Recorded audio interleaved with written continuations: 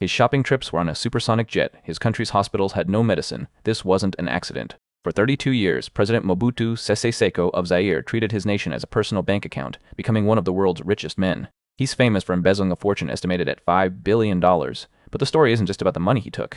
It's about how he built a system to steal it, and the powerful friends in the West who looked the other way while he bled his country dry. To understand Mobutu, you have to understand the Cold War. In 1965, he seized power with CIA backing, seen as a crucial barrier to Soviet influence in Africa. His anti-communist stance became a blank check. For decades, the US and Europe poured over $1 billion in aid into Zaire, knowing it was being stolen. But here's the misconception. Mobutu wasn't just hoarding this wealth for himself in European bank accounts, he was weaponizing it at home. He created a kleptocracy. To keep his generals loyal, he didn't give them salaries, he gave them positions where they could steal from the public with impunity. It was called le mal zairois, the Zairean sickness. Corruption wasn't a flaw in the system, it was the entire operating system. He reportedly told his unpaid soldiers, "You have guns, you don't need a salary." He was licensing them to prey on their own people. So what did survival look like? Imagine you're a parent and your child has a deadly fever. You finally reach a clinic and the medicine shelves are bare. Teachers had to beg their students' impoverished families for money just to buy chalk. The country was being dismantled piece by piece. While Mobutu was building palaces, the country's paved roads dissolved back into jungle. Per capita income dropped by 2/3.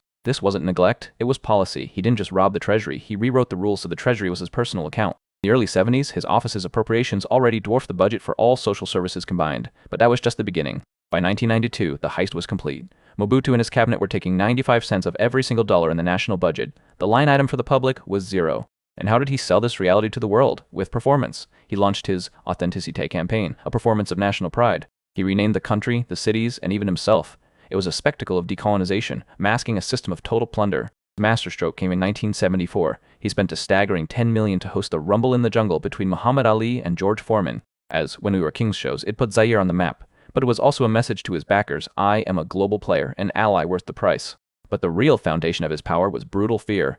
Political rivals were publicly executed to send a message to anyone who might challenge him. Then, the Berlin Wall fell, the Cold War ended, and suddenly Mobutu's powerful friends didn't need their anti-communist strongman anymore. Without foreign support, his system of patronage crumbled. In 1997, rebels swept across the country and forced him into exile. This wasn't a happy ending. His fall plunged the country into 2 devastating wars costing millions of lives. The Zairean sickness was too deep to cure.